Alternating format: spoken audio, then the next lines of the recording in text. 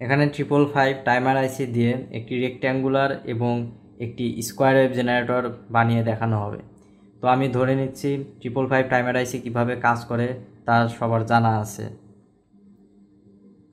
তো এখানে এই 555 টাইমার আইসিটাকে অ্যাস্টেবল মোডে রাখা আছে। এখন এই সার্কিটে পাওয়ার দেওয়া হলে এই ক্যাপাসিটর ইনিশিয়ালি ক্যাপাসিটরের ভোল্টেজটা 0 থাকবে এবং এই 555 টাইমার আইসির আউটপুটটা হাই থাকবে এবং এই ভিসিসি থেকে আর এ রেজিস্টর ও আর বি রেজিস্টর হয়ে এই ক্যাপাসিটরটি চার্জ হতে থাকবে। এই ক্যাপাসিটরটি চার্জ হতে হতে 2/3 ভিসিসি এর ভোল্টেজের উপরে গেলে তখন এই 6 নাম্বার পিন অর্থাৎ থ্রেশহোল্ড পিনের 2/VCC এর উপরে গেলেই এই 555 টাইমার আইসির আউটপুটটা লো হয়ে যাবে। এখন 555 টাইমার আইসির আউটপুটটা লো হয়ে গেলে 7 নাম্বার পিন থেকেও ডিসচার্জ হওয়া শুরু করবে। তখন এই ক্যাপাসিটরটি আর বি রেজিস্টরের মাধ্যমে 7 নাম্বার পিন হয়ে ডিসচার্জ হতে থাকবে। এখন ডিসচার্জ হতে হতে এটি যদি 1/3 ভিসিসি এর নিচে নেমে যায় অর্থাৎ 2 নাম্বার পিন অর্থাৎ ট্রিগার পিনের 2/3 ভিসিসি এর নিচে নামলে এই 555 টাইমার আইসির আউটপুট আবার হাই হয়ে যাবে এবং 7 নাম্বার পিন থেকে ডিসচার্জ হওয়া বন্ধ হবে, আবার চার্জ হতে থাকবে। এভাবেই এই সাইকেলটি চলতে থাকবে এবং 3 নাম্বার পিনের আউটপুট থেকে আমরা অন অফ এরকম পিরিয়ডিক সিগন্যাল পেতে থাকব।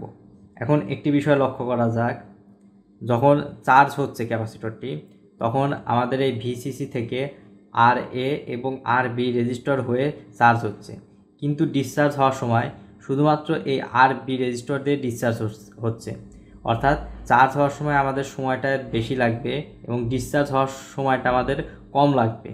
এজন্য আমরা রেক্ট্যাঙ্গুলার ওয়েভ পাবো, অর্থাৎ আমাদের অন বা অফ হওয়ার টাইমটা সমান থাকবে না। এখন যদি আমরা স্কোয়ার ওয়েভ বানাতে যাই তাহলে আমাদের এই রেজিস্টর দুটি প্রথমে সেম ভ্যালুয়ের হতে হবে এবং এখানে একটি ডায়োড ইউজ করতে হবে। তাহলে যখন চার্জ হবে তখন শুধু আর এ রেজিস্টরের মধ্য দিয়ে গিয়ে এ ডায়োড হয়ে চার্জ হওয়া শুরু করবে এবং ডিসচার্জ হওয়ার সময় শুধু আর বি রেজিস্টর হয়ে ডিসচার্জ হবে, অর্থাৎ চার্জ হওয়ার টাইম এবং ডিসচার্জ হওয়ার টাইমটি সেম থাকবে। অর্থাৎ আমরা আউটপুটটি অন থাকা এবং অফ থাকার সময়টি সেম হবে, অর্থাৎ আমরা একটি পিওর স্কোয়ার ওয়েভ পাবো।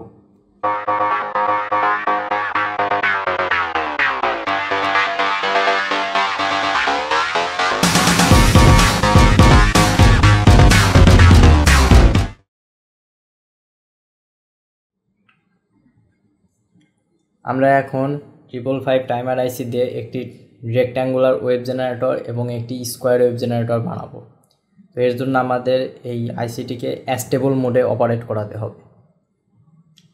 এখন আমরা এই আইসিটির 1 নাম্বার পিনে এখান থেকে গ্রাউন্ড দিয়ে দিয়েছি এবং 8 নাম্বার পিনে এখান থেকে পজিটিভ 5 ভোল্ট দিয়ে দিয়েছি।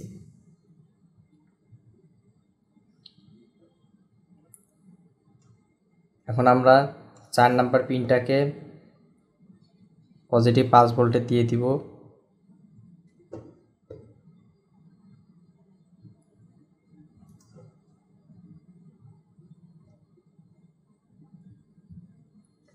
চার নাম্বার পিনটাকে আমরা পজিটিভ 5 ভোল্টে দিয়ে দিলাম। এখন 2 নাম্বার পিন এবং 6 নাম্বার পিনটা আমরা শর্ট করে দিব।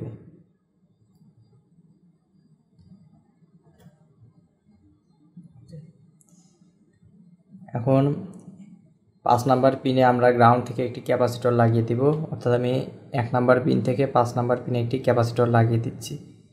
এটি 1 মাইক্রোফ্যারাডের একটি ক্যাপাসিটর এবং এটি ব্যবহার করার উদ্দেশ্য হলো এখানে যেন কোনো নয়েজ উৎপন্ন না হয়। এখন আমরা গ্রাউন্ড থেকে একটি ক্যাপাসিটর নিয়ে 6 নাম্বার পিনে দিয়ে দিব।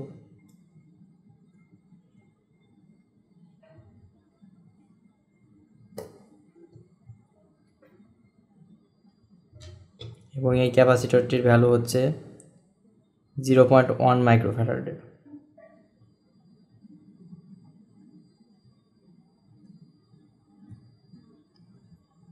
ওকে, এখন আমরা 6 নাম্বার পিন এবং 7 নাম্বার পিনের মাঝখানে একটি 2.2 কিলো ওহমের রেজিস্টর দিয়ে দিচ্ছি। এখন 7 নাম্বার পিন ও পজিটিভ 5 ভোল্ট পিনের মাঝখানে আরেকটি 2.2 কিলো ওহমের রেজিস্টর দিয়ে দিচ্ছি।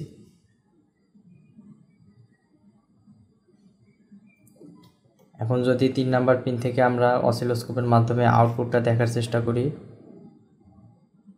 আমরা দেখতে পাচ্ছি আমরা রেক্ট্যাঙ্গুলার ওয়েভ পেয়ে গেলাম। এখন আমরা যদি স্কোয়ার ওয়েভ পেতে চাই তবে দুইটি রেজিস্ট্যান্স আগে থেকে সমান আছে, দুইটি 2.2 কিলো ওহমের, এবং এখানে আমরা 6 নাম্বার পিন ও 7 নাম্বার পিনের মাঝখানে একটি ডায়োড লাগিয়ে দিলে আমরা এখানে স্কোয়ার ওয়েভটা পেয়ে যাব।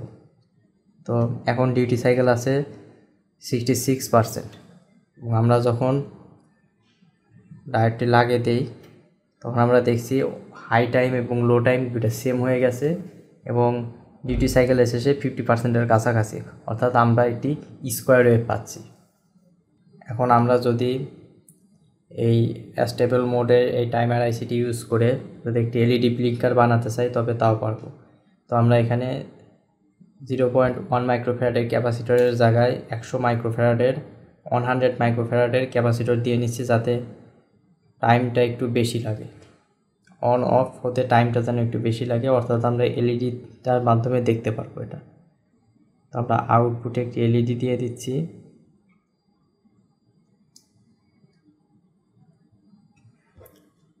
ও হ্যাঁ, অবশ্যই এলইডির সাথে আমরা একটি 1 কিলো ওহমের রেজিস্টর ইউজ করব, যাতে এলইডিটা পুড়ে না যায়।